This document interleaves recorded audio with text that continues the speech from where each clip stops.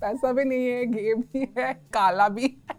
Almost in unison, everybody said that they're okay with other people being gay, but they would never want their own kid to be gay. पहले तो dignity दे दो यार, मतलब fundamental right. Let's just start with dignity. Delhi में सब बड़े हो जाते हैं जल्दी जल्दी. So probably I was from Odisha, so I was a little slow. For a cis-het woman to be playing a trans character, she has so many other amazing characters to play. Exactly. She could do away with just not having that one opportunity for Yeah. herself. When I think about this, Urvashi Rautela won Miss Universe India back in 2016, which is the same year I won Mr. Gay India. She's at Cannes. I'm here.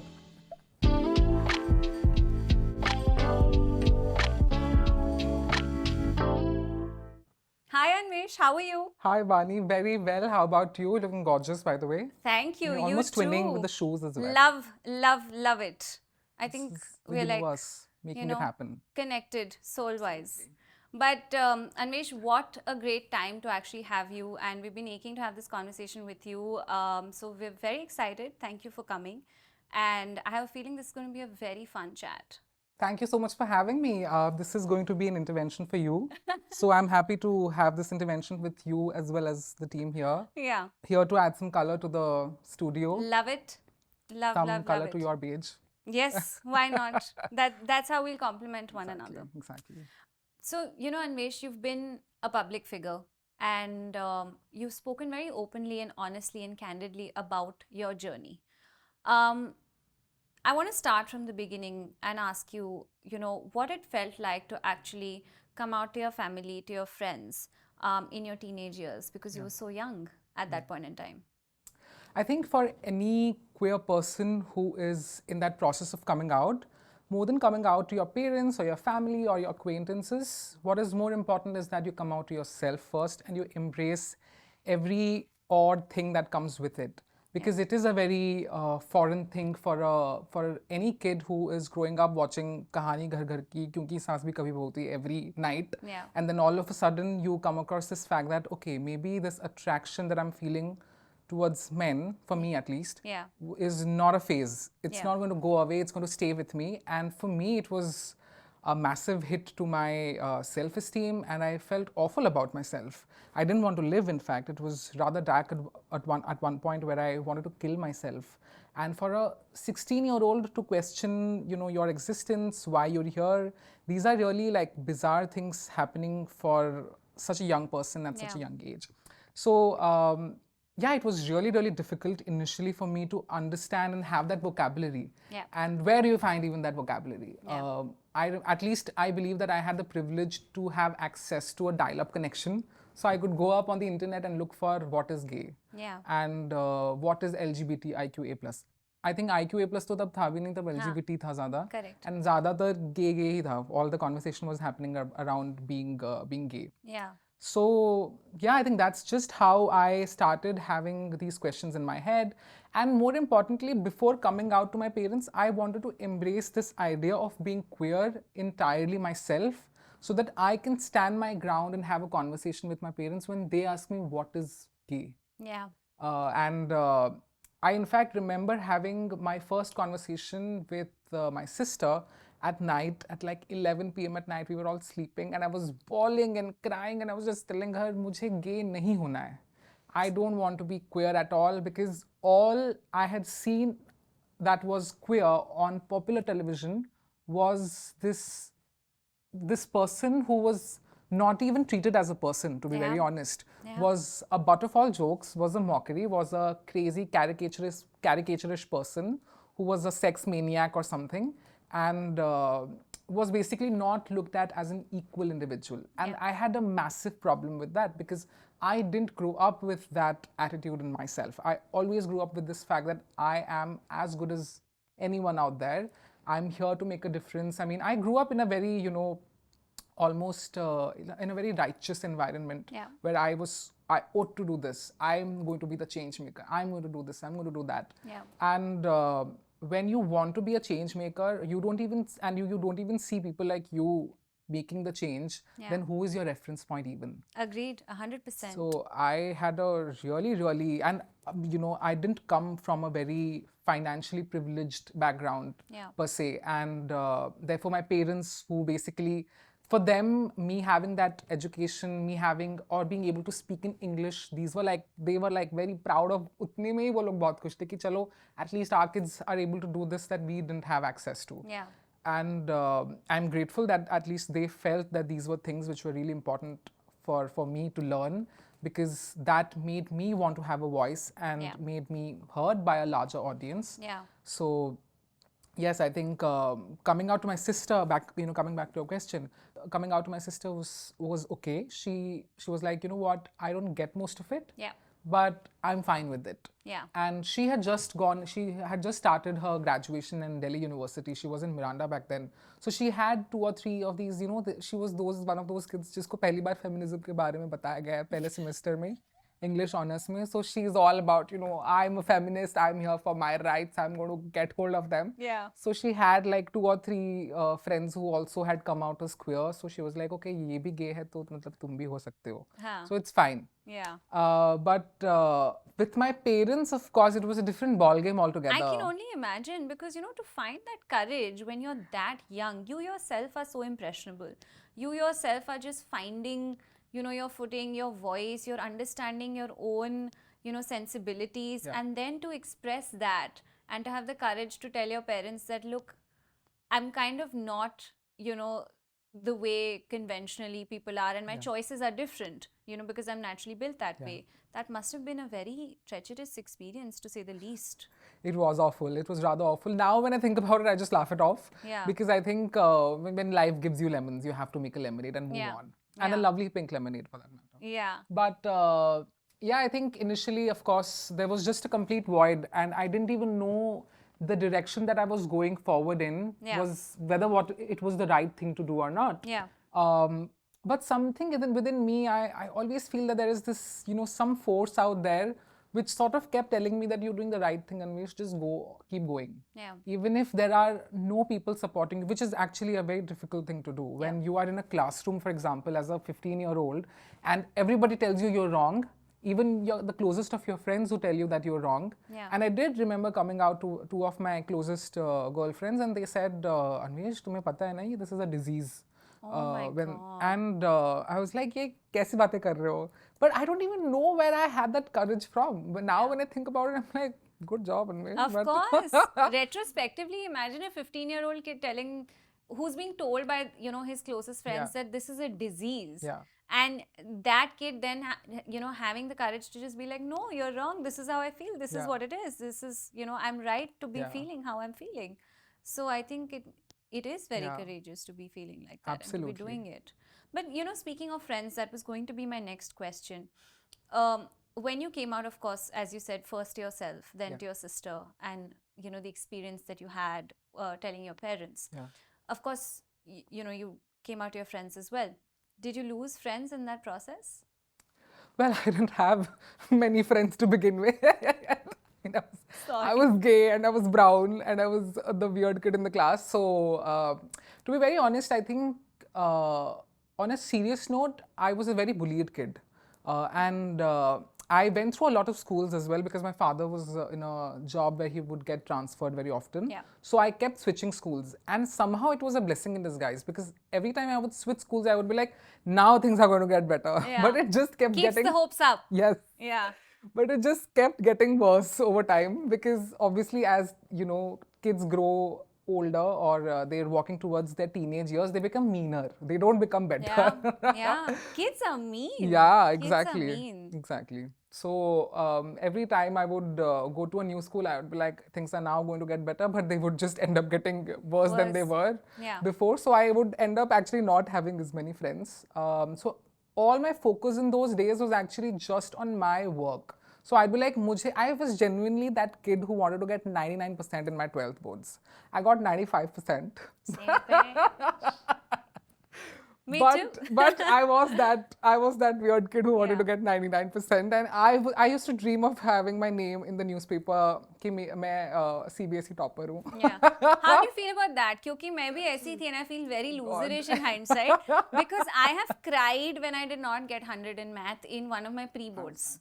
Yeah, it's very sad though. I mean, now I feel like, come on, I could have had far more fun than I did. I was just so obsessed with this grading system. Speak for yourself. You're a nepo baby. This is not going to leave me. I'm an all India math topper nepo baby, okay? No, but इतना सारा privilege होके भी कुछ नहीं फायदा उठाया. What is this? Actually, तभी तो I feel like a loser. कि कर ही At least I didn't have so as much. पैसा भी नहीं है, गे भी है, काला भी है. No, but Anwesh, really, it's very heartwarming to see that, you can laugh about it, because I can't even imagine what that experience was like for you. Like, it aches my heart to think that, there is this kid who's lonely, who's, discovering himself, who's discovering, his sexual preferences, and who has no one to share that experience with, because as you said, there are no reference points also. When you talk about movies and, you talk about the representation, like whether that's Dostana or whether that's fashion, like let's go back to the 2000s where that was, what and we Dostana had a huge influence on me actually. Really? Because it came out in 2008, I believe. Yeah. And I was 13 back then. Yeah. And I remember watching that film, and for that matter, I didn't even know there was a word called gay that existed in the English vocabulary at that point. I didn't know. I thought lesbian was like some really cool, cold place up up north near the Arctic or something. Thank God you didn't think it was food. Like falafel and pita as lesbian food.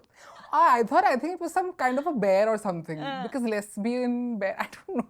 It's really a really weird time. Yeah. But I didn't know about the existence of this word. So thanks to Dostana, chalo at least word ke bare mein to pata chala. And I remember watching that film and watching especially the representation of, Abhishek Bachchan, because he was supposed to be the, the femme kind in the film. Yeah. And usually, her movie mein, back in those days, if you wanted to represent a gay man, it was you basically a femme person. Yeah. And I think the problem is not with the femme representation of queer people, because it really irks me when people say in the comments that, oh, agar gay hi dikhana to femme kyun dikhaya? Like, there are also manly gay men.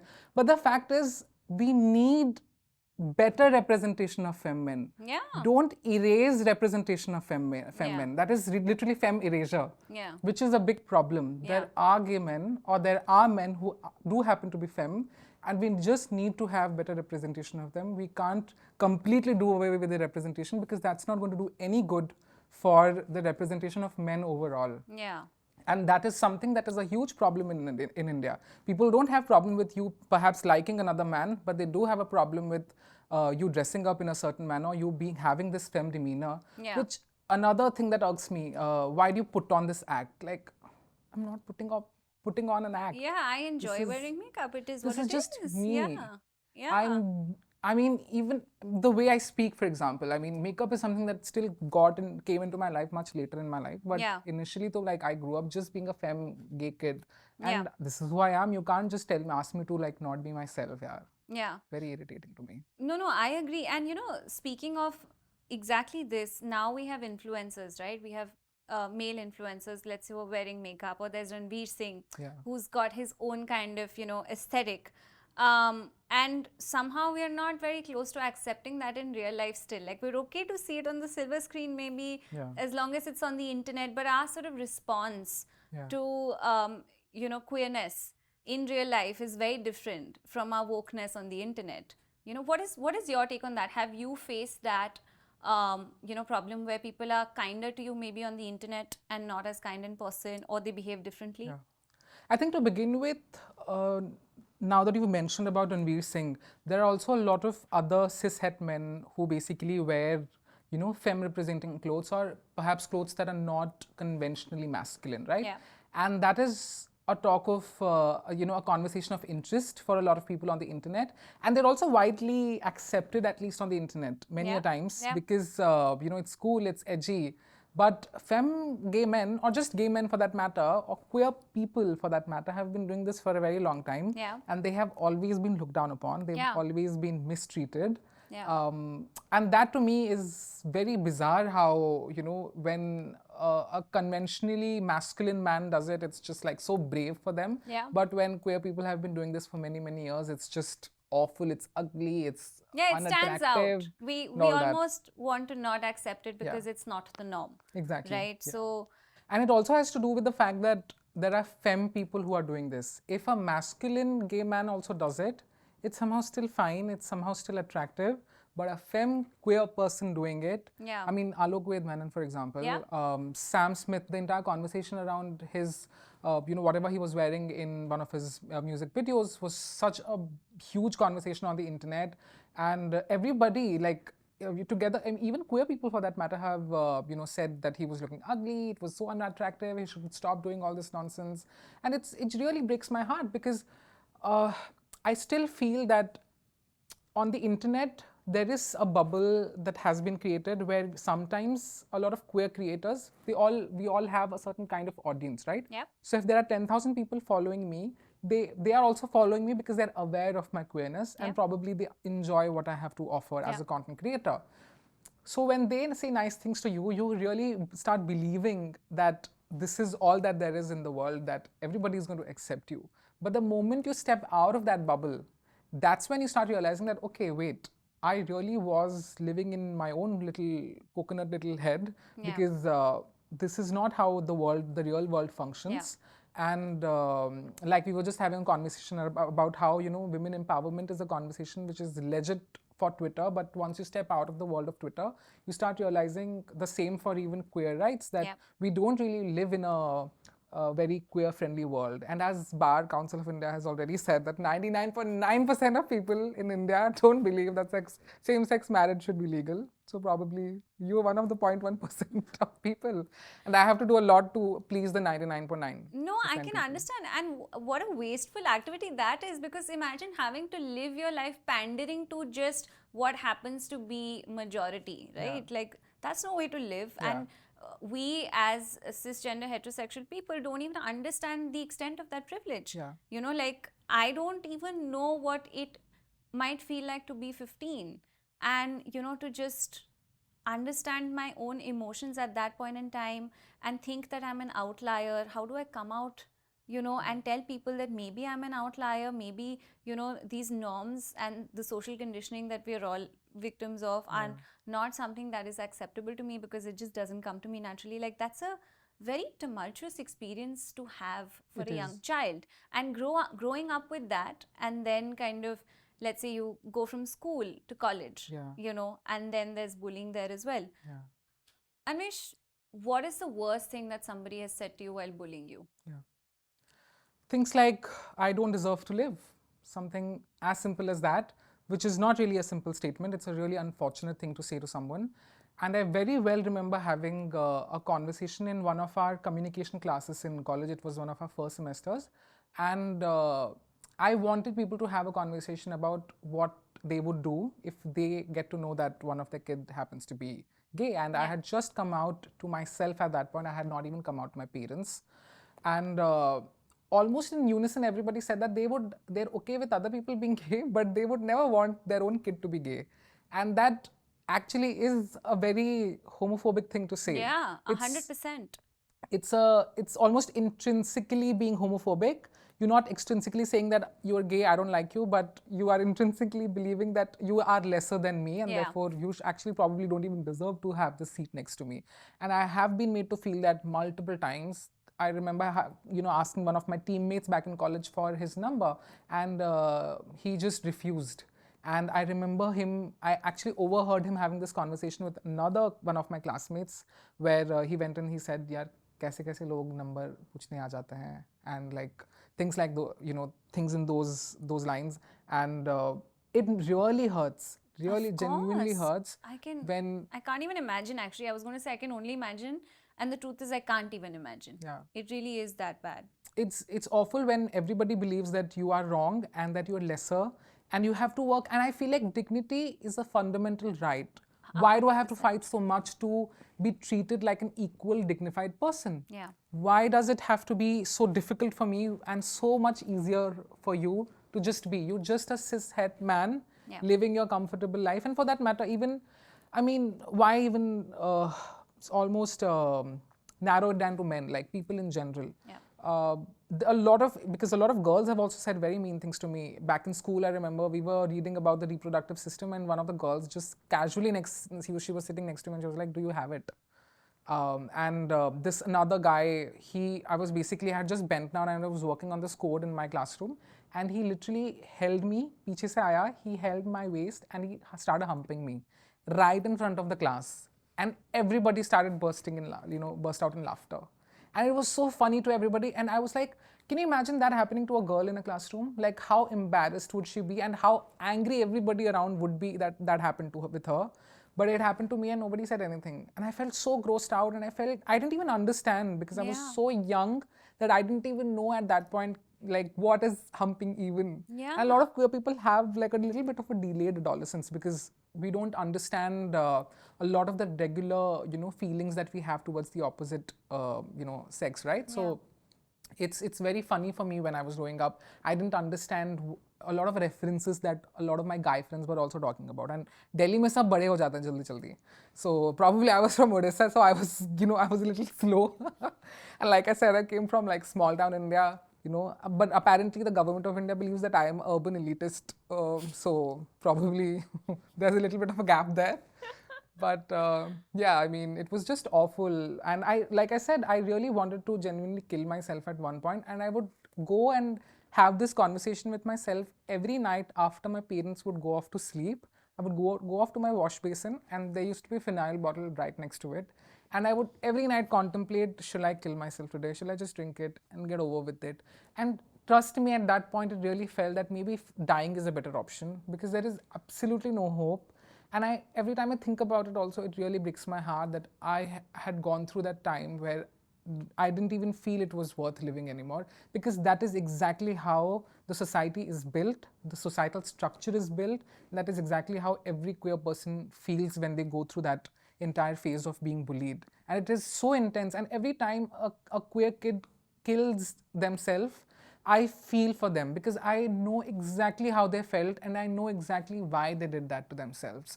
And every time I hear that news, it really breaks my heart, and it feels all the more awful that we are still not doing much to fix that. We still live in a very skewed little world where we still believe that men should be men like men, women should be like women, these conventional ideas which we're not able to break out of.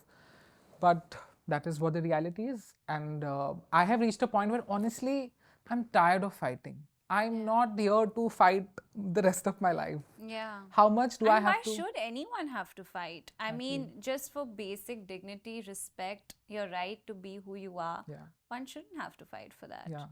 And I really, really hope that, when we have conversations like these, I hope there is a queer kid out there who's listening to me and who feels that they belong, that their life is worth it, that It's valuable, that they're valuable. that they are valuable, and they are valid. The way they are feeling is valid, that they're not wrong.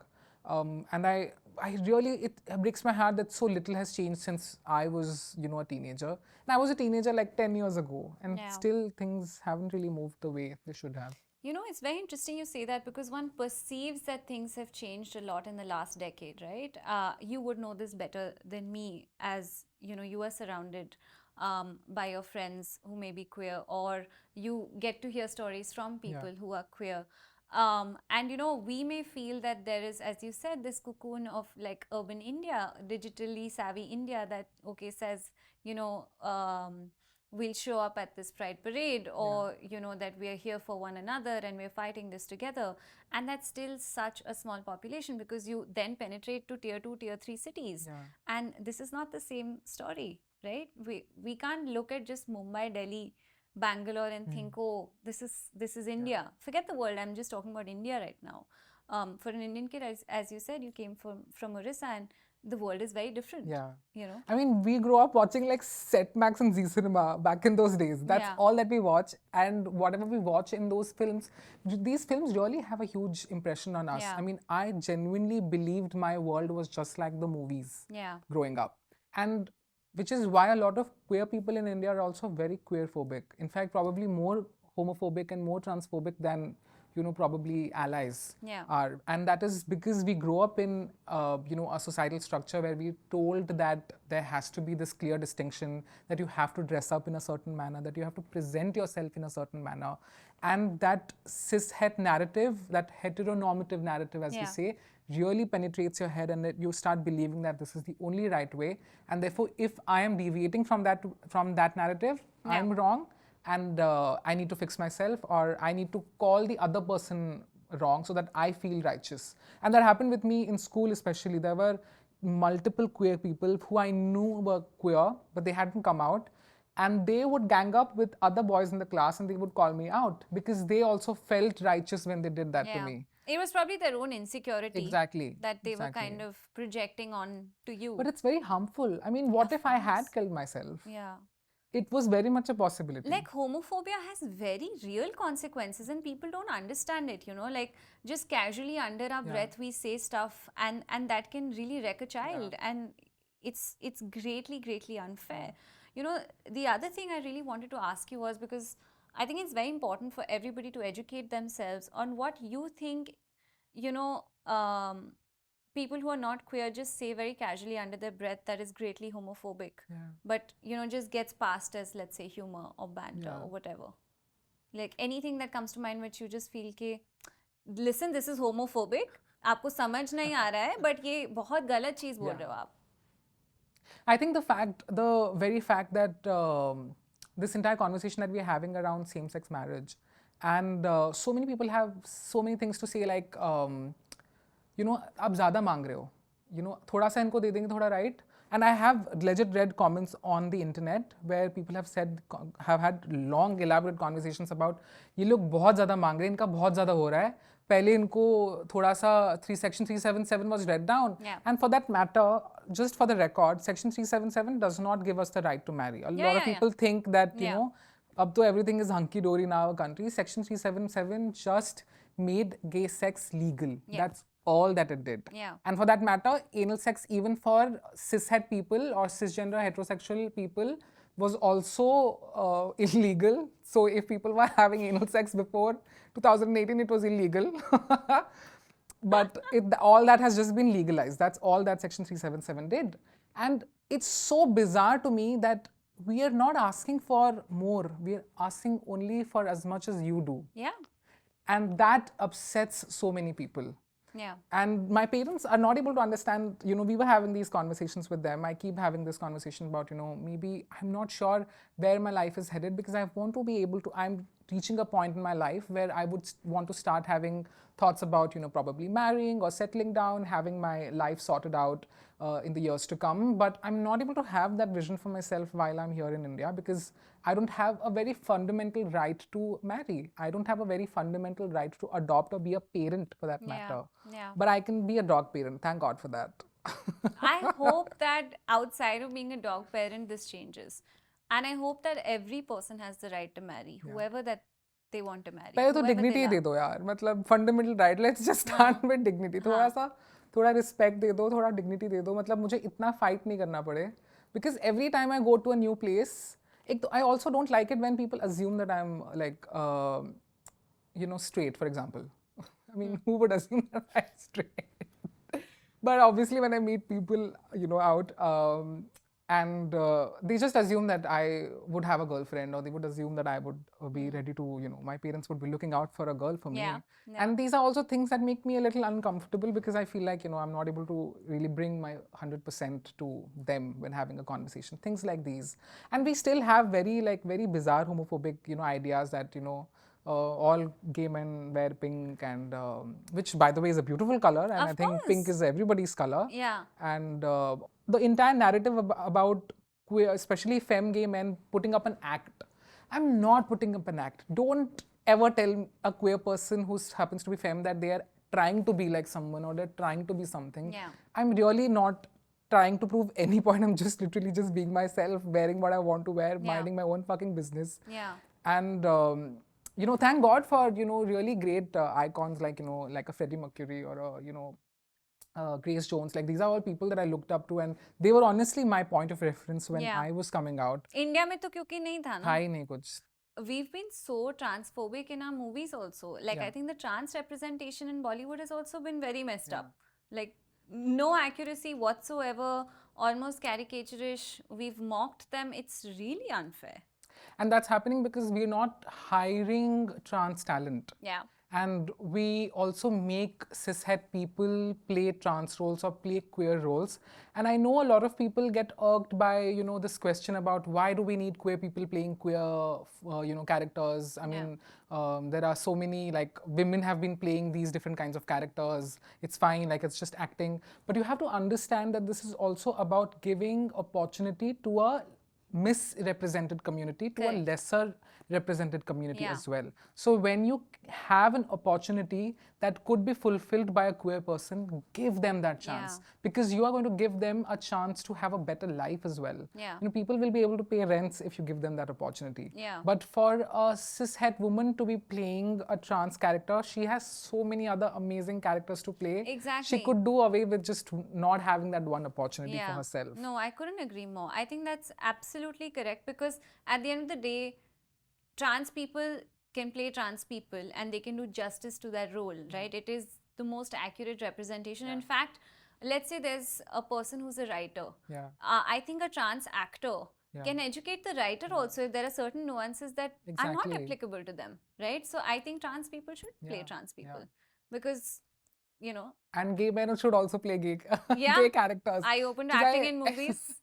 Absolutely. Is this a pitch we are making? Absolutely. This is my, this is my intervention and my audition role. Yeah. I mean, Guys, I was please watching. hire Anwesh. And I've done so much work here. I've done, like, every time I put so much, like, heart into every opportunity that comes my way. I have done a lot of good, you know, ads that have come my way. Good chota mota role yahan wahan, wherever I've done, whatever I've done, I've put a lot of heart into it. And I know that you know, you feel when you see yourself doing a good job, you're like, you have it, you have the potential, but you obviously are hungry for that, you know, that one good opportunity. I was watching Class, you know, the other day. Yeah. What a wonderful show.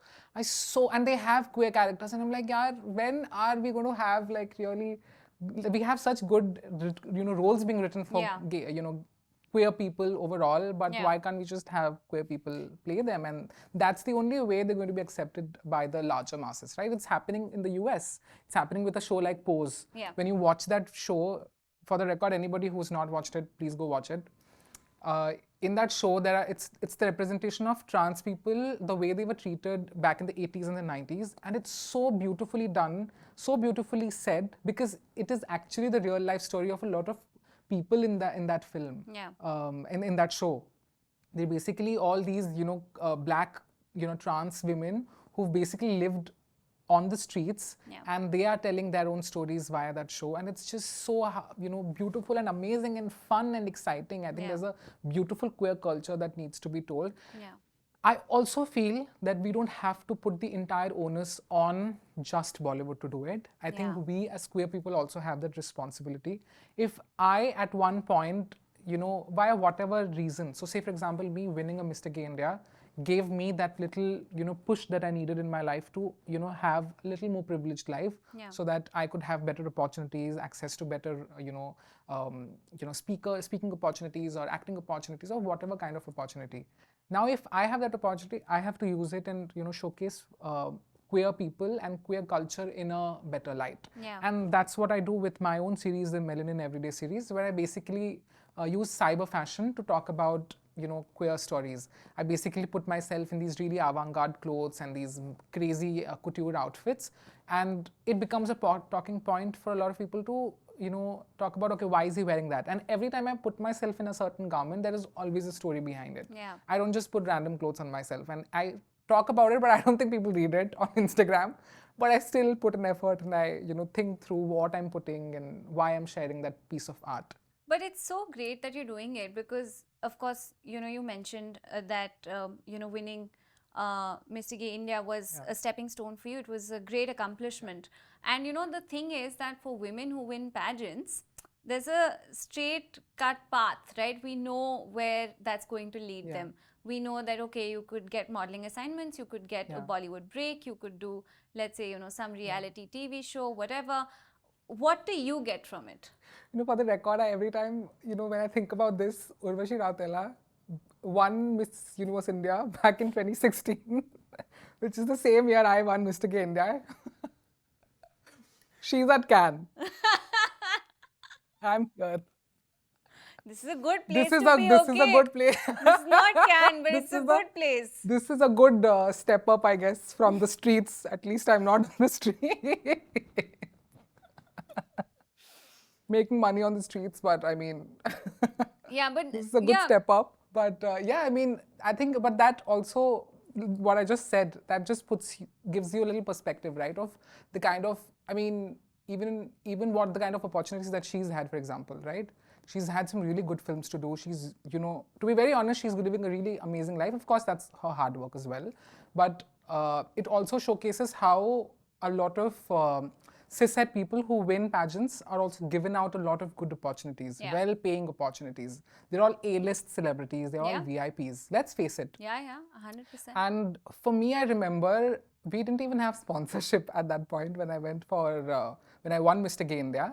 So because when Miss India happens, there's of course the Times Group which sponsors, and therefore I grew up with all of these massive pictures of, you know, Miss India winners on you know, slapped all across the newspaper when you wake up in the morning, the next morning, right? But that didn't happen for me. It happened in, of course, it happened in a lot of regional newspapers actually, because that was a big deal in Odisha that a gay man back then had won something of this sort from Odisha, because a lot of people don't even come out of Odisha. I mean, there's how many really popular Odia people do we even know in national mainstream, you know, world? Biswa Kalyan Rath. There's Biswa, which is a great representation. Biswa, Sona Mahapatra, like really, really great representation. But now me, of course. Of course.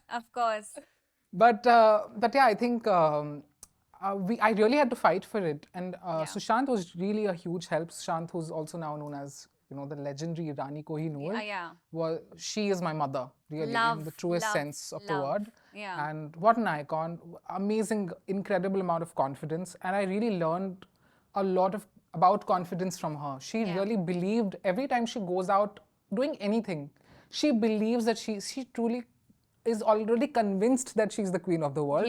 So she's not even asking for you to make her feel like a queen. She knows. She feels it in her bones. She knows it. Feeling kya matlab pata hai. So, and that's the kind of confidence that I really lacked, you know, growing up, because I always grew up believing that I'm wrong. Sabne mujhe yahi bola tha ki tum galat ho. So where do you even get that confidence that you're right? So she really helped me with sponsorship. Selena Jetli was so incredibly helpful. She sponsored my tickets back then to Mr. Gay World. And, you know, at a time when no other celebrity was really going out there and doing this. So I'm very grateful for even though the three people that there were who helped me get ready for the pageant. And, you know, I had to write in n number of emails to different people asking for sponsorship, asking for, you know, just put me on your newspaper. Please put up a story about me. But I learned it the hard way. I hustled my way up. And today, of course, in some ways, I also feel grateful that, you know, I knew how to reach out to people. I knew how to make connections, how to network with people. I learned it the hard way, but I had to learn it some way or the other. And today, I'm just grateful that, you know, I was able to do that, and I was able to create content of my own. For example, I'm still the person who edits all of my pictures, you know, that maybe a lot of celebrities, a lot of, you know, cis-het celebs probably don't have to do that. They have teams to do that. I didn't have that. I didn't have the luxury to even pay for another person to do anything for me. So I learned... You had to learn everything. I learned camera work, doing my hair and makeup. Even when I go for a photo shoot these days, a couple of days ago, I was working for a designer, and when I went and sat in front of the mirror, the makeup personnel didn't even know कि मेरा skin shade क्या है. Like, they made me all grey and oxidized, and I was like, you know what, it's fine, let me just do it. And I ended up doing it myself. Even till date, any photo shoot that I've been to, I do my own hair, makeup, costume, clothing. I had to do it all on my own, and I'm just grateful that at least I know how to do this work. Yeah. So it's fine. Probably I'll get to Urvashi Rautela's Better. stature one day also. Let's say better. You'll do better. Better Maybe clothes. an Aishwarya Rai Yeah. in that cloak. I am happy to wear that cloak on Cat Can. Please put me on. Put me in anything and Put me in a diaper and I will make it work. that I'm sure you will. I think you have the sass I will for talk it. shit. I will get hit. Have all the potential. Hire me. Oh, All the man. clout I'll get to your brand label. Love it, love it. No, but you know, the thing is, it's been one of my dreams to actually have a production house someday, and I want to make content like movies and you know, web series and stuff like that. And I promise you that, Oh my God. yeah, we'll do something together I would love that. in your most sort of authentic, extravagant self. Would love You that. be you. I will contribute. Yeah, we'll do something whenever that happens. Yeah, for sure. But you know, Anwesh, I'm very curious. Because we've of course spoken about your journey of coming out. We've spoken about, you know, your sort of pageant experience and what that led to, and how it was not, let's say, like the convention experience of any woman who wins a pageant. Yeah. I want to talk a little bit about relationships and dating and what that experience has been like for you. You know, are there any sort of differences in issues that, let's say, gay relationships have that heterosexual relationships don't, or vice versa? What is different, and how has your experience with love been? I think I do in some ways feel very grateful that I've been with some really incredible men. Yeah. And I have really felt what it means to be loved. Yeah. But I also do very well understand that maneuvering gay relationships is very difficult, especially in the long term. Yeah. I think one of the biggest issues that I've had is the fact that I'm very out, right? Everybody knows about me. Yeah. Everybody knows the fact that I'm gay.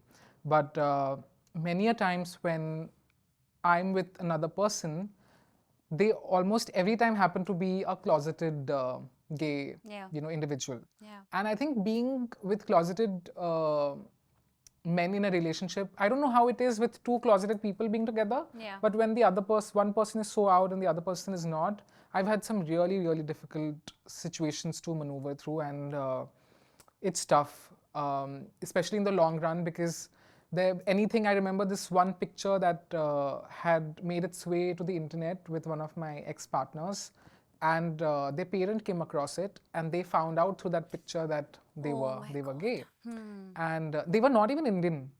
They were some European country which we believe is so much ahead of where we are, and they were not comfortable with it at all, and they were very upset, and my partner was very upset, and we had a really big fight about it, which was really unfortunate. And it's happened many times. Even when I'm dating here, for example, sometimes there are gay men who are just sort of scared of being seen around with me because they are scared कि papa mummy को पता चल जाएगा या ऐसा हो जाएगा वैसा हो जाएगा, all that. Of course, that I mean, now I'm at a point where I'm like, screw that. I would not want to be probably with another closeted person. I'm very clear about that. I would never date a closeted queer person. And with no offense to any closeted person, everybody has their own journey. Sure, but you are a public person and people know you. So then when you step out, it is very cumbersome then to maneuver that relationship, because it is then obvious that whoever steps out with you will then be seen, and it would make life very difficult for them also. I want them to feel as good as they feel on the bed to be out there with me on in front of everyone.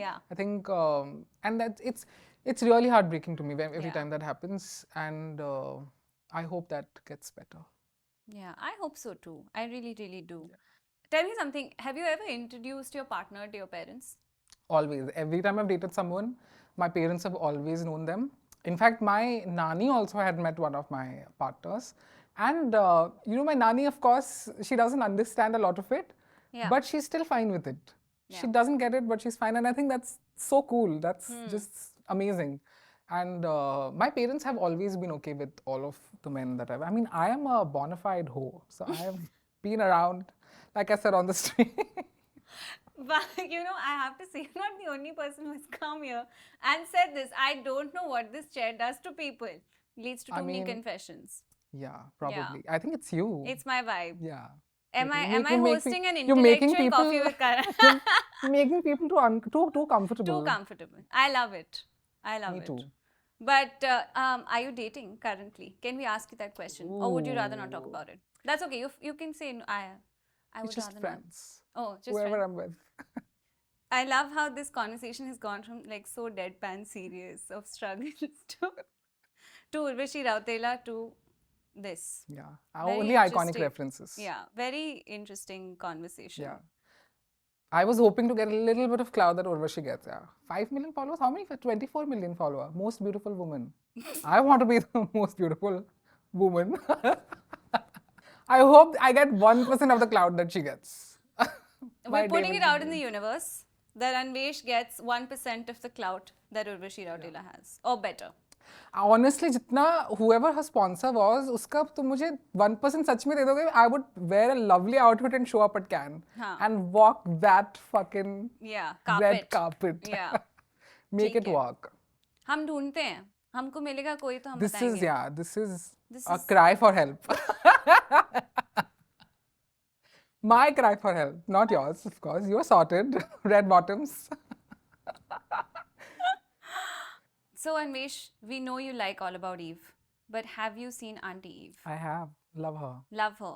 So, Auntie Eve, of course, is a huge sort of advocate of the LGBTQIA community. Obsessed. And, we've had very interesting comments on some of her posts that we would like to read to you and have you react to them and, give your response to some things some strange people have said. So, I'm going to read it out.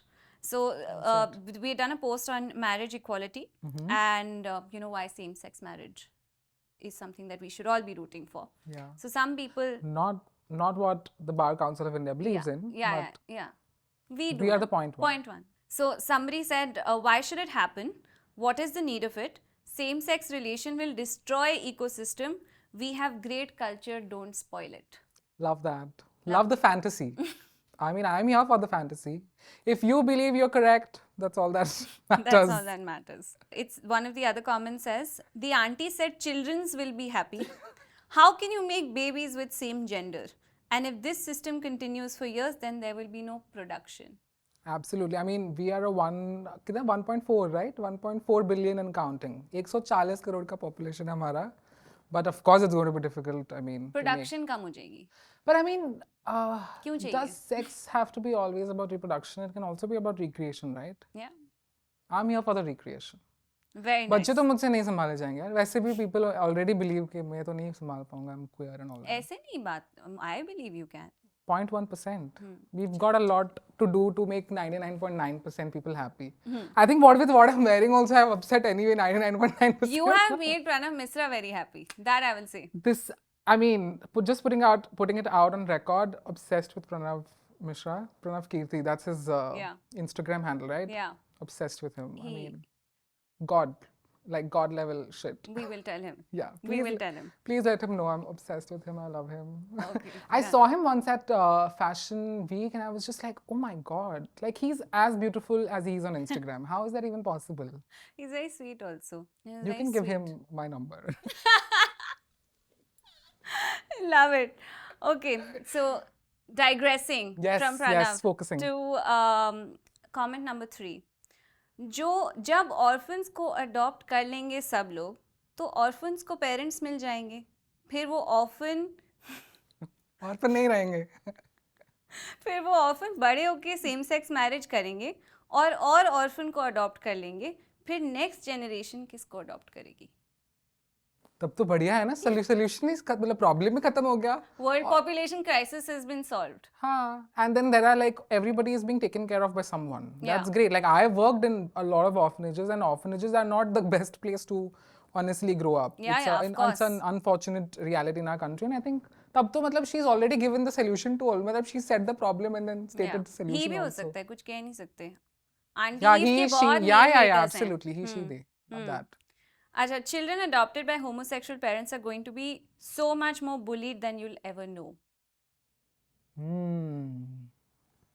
So I mean, everybody gets bullied, yeah. Like we discussed, right? All kids are mean, I guess, in some way or the other. Yeah. I guess it makes you headstrong.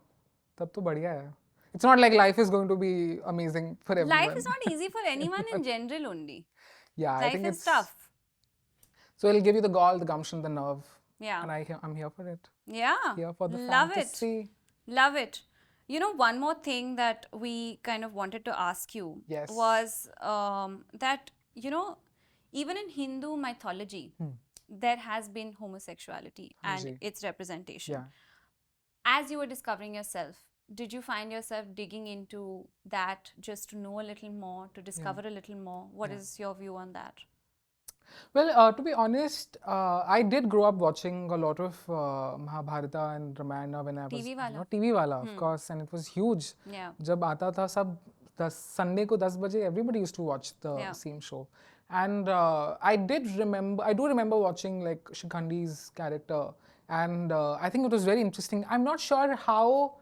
I honestly don't even remember how it was represented in the show, but I do remember having that one representation and having that feeling of you probably belong. Yeah. I also feel that I think as I grew up, maybe I was also a kid who probably grew up with a lot of different kinds of references. So I didn't really limit myself to just mythology, but I was also, I opened my horizons and I was having, probably consuming references from, stories, literature of all kinds, of all different countries, watching shows of, all different kinds. So I really had a lot of references, but I do very much believe that, having these mythological references are very important for a lot of, kids who grew up being very, religious. And in fact, I have a friend of mine who I had worked with on this film called Sab Rab De Bande, which is about Sikh queer people. And these are all group of really like amazing Sikh folks who practice Sikhism and who also happen to be queer. They're either gay, they're either trans. And it's amazing how they are practicing their religion along with, being queer and finding that right balance. And I hope that that we walk into a world where we're able to talk about mythology and homosexuality, transness in the same in the same breath. I think that would be a wonderful world to live in. Of course, I hope so too. Yeah. So Anwesh, you've been in the space of tech. You are in the field of tech. When you were studying it, did you find it difficult? Was that experience intimidating? Because women themselves have come out and said that it's been slightly uncomfortable for them, they've not managed to be a part of the boys' locker room conversations. And there are such few women that I would like to understand what the experience was like for a queer person.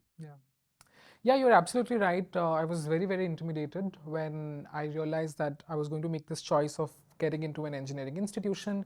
And I had sort of got a taste of it just 2 years prior, because obviously I was also prepping for a series of entrance examinations, and I was with in classrooms which were filled with guys, and outside of the regular academic conversation, I would never be able to hit a conversation with a lot of these guys, also because I was closeted, I was scared of my sexuality, I was scared of coming across as, gay in any way when having a conversation with them. And I grew up being bullied by guys. So for me, guys were always scary. Very contrary to a lot of what a lot of people might think, I was very scared of walking into even a boys' hostel. And I remember thinking, yaar, kaise, how will I share a room with another guy? This is going to be really scary, very uncomfortable. I think somehow when you're in an uncomfortable situation, that's when you also start, you learn how to survive, right? How else are you going to learn to survive? So when there were insensitive conversations that were being held around me, because in fact when people started realizing that I was probably gay, because there was a lot of banter about whether I was gay or not, like, or a lot of conversation, I was like, as long as people are talking about me, like, rule number 1 of showbiz, as long as people are talking about you, good or bad, it's great. So I had a little taste of that, and I was like, chalo, as long as people are talking about me, I'm relevant. That's all that matters. So but yeah, I think initially, of course, I was very uncomfortable.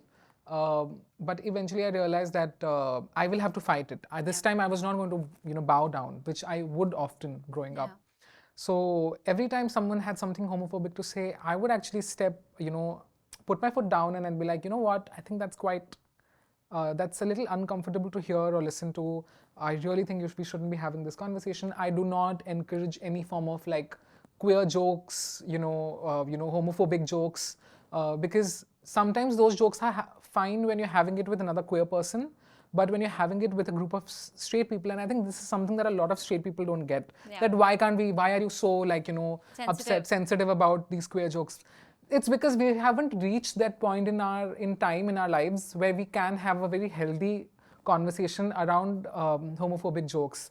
Today we do live in a very homophobic world, and therefore we are not ready to have these 100%. homophobic jokes. 100%. Maybe 100 years from now, when we are all aware of the queerness that there is around us, we will be able to have a conversation around this and laugh it off.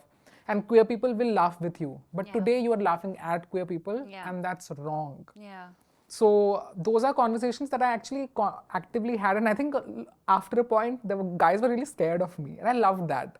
I love this, change in power where literally like me having that power that I could make someone uncomfortable finally, because I was the one who was getting uncomfortable all this while. Yeah. And of course, I made a lot of great guy friends, and that was actually the beginning of me being comfortable with other guys as well. Like I now I have a balanced ratio of friends from across the gender spectrum. Yeah. And but earlier I was of course very scared of them, and there is definitely a lot of intrinsic homophobia. There are questions like around you wearing funny clothes and all that. But I think at least corporate spaces now it's changing a lot, because there's a lot of conversation, active conversation around queer people and where they belong, and how you can't make passive aggressive comments about someone's clothing, someone's demeanor. Those are things that we are having. In fact, when I joined my current organization, Aristocrat, we had a series of like lectures, and there were videos that were shared with all of us. There were courses basically that we were supposed to do, and I was so happy that we were having these conversations. And they, they had these little skits where queer people were wearing. There was this. I remember there was this lesbian woman. And she had like short hair, and she was wearing male representing clothes, and they were basically talking about having this conversation around how it was okay for them to dress the way they want, and we shouldn't be making funny conversations around the way they were dressing up. And I was like, great, this is exactly what we should have even in school. Because teenagers are way worse than sometimes adults. 100%. And also teenagers who are experiencing it are far more impressionable and vulnerable than, let's say, adults who they found their voice a little bit. Of course, it's terrible no matter what age you are, but I think it's far worse psychologically when you're much younger. So I think we need to be kinder to children who are experiencing this more than anything else. But Anwesh, you're working on so many things. Love it. Love your content creation. Love, what you're doing in your job. How are you unwinding after hours? What do you do to just chill? Oh my God. You know what? I'm an obsessive artist. So I just, every time I have any form of anxiety, I draw. Anytime I have some time in my hand, I would just sit there and draw. Like, you sketch? I sketch a lot. Yeah. And I mean, I grew up, I've been drawing honestly all my life. I can't even remember any time in my life when I was not drawing. Like these summer vacations we would have, I remember my father would get these A4 sheets just for math karna hota tha, and I would fill those sheets with drawings. All of my drawing books were always filled with drawings. So I'm obsessed with art. I'm obsessed with anything that has anything remotely to do with art and design. So I draw a lot. And I think nowadays I'm becoming a little more relaxed probably. I've started like watching shows a lot. I've started What are you watching these days? I am watching Saas Bahu or Flamingo. What is that? Love that. Oh my God, have you not been watching it? It's a reality show? No, it's basically a TV show. It's on Prime. Am I allowed to say that? Yeah. Right? So they've not, Netflix has not bought us yet. You can say whatever you want. When they do, then we'll be part of the Prime. Yeah. True. But I keep watching reruns of Friends and Drag Race all the time. But I've been watching Saas Bahu or Flamingo, fantastic show. It's basically about this underground scene of, there's basically a family of sorts, which is where, and they have a matriarch, and she's running this drug cartel business secretly somewhere in Rajasthan, and it's fucking amazing. And it actually has one of my very good friends' brother in that show, who I basically grew up seeing. So I had all the more reason to watch. I was like, someone I know is in that show. Interesting. I will add this to my list. Yes, fantastic show. A little gruesome maybe, thoda sa, has a little bit of that. Is it worse than Mirzapur? I've not watched Mirzapur. But I've watched Game of Thrones. It has a little bit of that hint of Game of Thrones level of Okay. thoda violence, हाँ. which I honestly avoid watching because मेरे life में already बहुत violence चल रहा है, mental and thankfully not yet physical. But there's a lot going in my life, so I usually avoid watching anything that's sad. Yeah. But this show was amazing. Loving that show. And what a fantastic name, Saas Bahu Flamingo. Yeah, who would have thought? You said drug cartel. I'm like, what And is it's this? Homi Ajania, so He has to be good yeah, then. he's amazing. He is So amazing. hot. Also hot. I agree. I completely What a daddy. agree. Homi Ajania, if you're watching it, please don't be Have we uncomfortable. I made really like now? Yeah. So we've made confessions about how many people that you Pran- that you like. you. Pranav Mishra. Yeah. Homi Homi. Ajania. Yeah. And in some other interview, it said you obsessed with Hrithik Roshan also. Oh, whoa. Yeah. Oh my God. It was not an interview. It was a TED TED talk. Talk. My bad. Come on. My bad. Salman Khan and Hrithik Roshan, both of them. I used Both to have, very different. I'm really like not It's still a gauging your 4-year-old. type. Like, I don't know if you have a type. I'm not being able to But understand. when I was 4, they both looked very similar. They had similar bodies. Like they were both like really fit men. Hrithik Roshan and Agreed. Salman Khan, right? So you know my type now. Type is fit Oh. men. I don't know if Homi Because- is fit. He is. I He mean, he is. Yeah. Okay. I mean, I like all men, to be very honest, because I have dated all kinds of men. I mean, as long as you hold my interest, I'm here for it. ठीक है. Yeah. So now we're just saying that if you're single, Homi please ji, reach out. if you're watching No, this, Homi nahi. Homi is not single. Maybe Other he people will. who I are mean- like Homi, and if they're single, then they This you're should they gonna- slide into your DMs. Is that what we're saying? I mean, I think people anyway do it, so it's fine. that's I true. love reading my Easiest. DMs. Yeah. Love these, DMs. frustrated, straight men, frustrated straight men who DM me, and I love the attention. I really enjoy it. I love reading what they have to say. I love the unsolicited dick pics in my DM. Love it, the energy. Love the gall, the ball, the gumption, the Oh, nerve. wow. Cannot relate. But I'm sure it's fun. So, Anwesh, Yes. you have been a product of the pageants, Yes. Right. A beauty pageant. a beauty pageant. And we usually have a game that we play at the end Hanji. of the podcast. And we customize it to the guest who has come. Of course. And we are going to ask you what you might want to ask any of these Bollywood characters if they were on a pageant. Hanji. Okay. So what would you ask Geet from Jab We Met? Geet is a very fun character, right? Like always full of life. So I would go completely berserk and go and ask her something really dark and be like, Geet, let's assume that you're dead. And now that we have assumed that you're dead, now what's going to happen to the two men, the two really hot men that were there in the film? Yeah. Just ask them to come and maybe just give my number to them. They will help themselves. How single are you? My God. This is really like I'm giving my picking up a number. No, this is vibe. not because I'm single. This is because I'm a bona fide hoe. Okay, chalo, theek hai. That I've already like straightened Theek it hai. out. Theek hai, fair. Only thing straight Fair. about me. Yeah. Okay, what would you ask Rani from Queen? Oh my God. Sikandar ka number. Alexander. Everybody's contract. Yeah, that's how he wanted her to pronounce it. Alexander. Alexander was his name, but yeah, she called him Yeah, Sikandar. agreed. So, Ali from very good Dhoom. guy. No? What will it take for him to not be a part of The pageant. the part of that entire franchise of Dhoom? आपने romantics नहीं देखी है? He was very integral. Yeah. That he was, that was his claim to fame. Yeah. Yeah. Maybe it was, yeah. I like him as a person. उसका number नहीं चाहिए. देखो I am a hoe, but like थोड़ा मुझ में भी है, क्या बोलते हैं, सभ्यता and all that. हाँ, ठीक है. What would you ask Veronica from Cocktail? Oh my God, what will it take for her to give her entire house to me? She had a lovely house. Yeah, she did. Where in London, I guess? Yeah, I would London. love to have that house. Yeah, agreed. Safina from Gully Boy. Please teach me how to break glasses on people's heads. I would love that skill. I have a lot of bottles to break on many people's heads. All the bullies. All my bullies. Not They advocating have, violence. Huh? you know what? It's so funny. Every bully of mine has actually DM'd me at one point in my life. Have they apologized? No. Oh. One of them had apologized, but one of them though had asked me out on a date. which was very bizarre to Guts. me. Yeah, guts. But a lot of them had just, they were like, I'm so happy for your success. I'm like, sure, bitch. You're not getting any of it. Fair. Alize from Ae Dil Hai Mushkil. Haven't watched Ae Dil Hai Mushkil, but Fawad Khan ka number. He is hot. I agree. But आज allowed नहीं है. I don't want to be cancelled. Listen, allowed.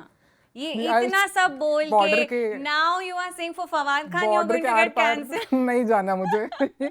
मुझे यहीं पे रहना है. Okay, Kabir from Dil Dhadakne Do, Ranveer Singh's character. From Dil Dhadakne Do. Okay. Oh, I loved his energy in that film. So yeah. He was a vibe. What does it take for me to have that vibe? I'm almost there though. Yeah. Give him a tough competition. Yeah. On any red carpet. You also want to fly planes? No, I'm a horrible driver. I should, for the sake of mankind, for the sake of humankind, I should not be driving at all. Mat karna fir. Even I would say But I would love to be driven around. If he is riding a plane, I mean flying a plane, I would love to join. Done. Sit there and look at the view. Yeah. Or the view sitting next to you. That's also good. I went all the way. ठीक है. Back from here to... Yeah. Back to the pilot. Yeah. But thank you, Anwesh. This has been such a pleasure. I have to tell you, I have not laughed this much in any of the podcasts we have done. So this has been the most fun I have had. And like I said, this was your intervention. So it has been. This has been probably your therapy, the therapy that you needed all this time. It has definitely been laughs that I've not had in a very long time. I'll give you that. And it was so much fun. And I love how the conversation went from something deep and soulful to something totally frivolous. And I think it takes a very, very interesting person to be that way. A lot of trauma to reach here. Just go through a lot of trauma if you haven't been through. And then you can have depth and be funny. Yeah. Love that. Love that. But thank you for coming. Thank you so much for having me, making me feel relevant. Queer people being made to feel relevant in any way. I'm here for it. I'm here for the fantasy. Thank you for having me, making me feel so important. And, on a really serious note, I'm very grateful to be having this conversation with you. I love what All About Eve has been doing. I genuinely believe that it is very difficult to sustain in this crazy-ass world that we live in, with so many people doing so many different kinds of stuff. I think the content that you create is amazing, and kudos to you. Thank you. And the power. Team. And the team, of course. I don't do that much. Yeah, absolutely. They do everything. Yeah. Congratulations to you folks. You should. Huge round of applause to you all. Thank you. Thank you so much. Yeah.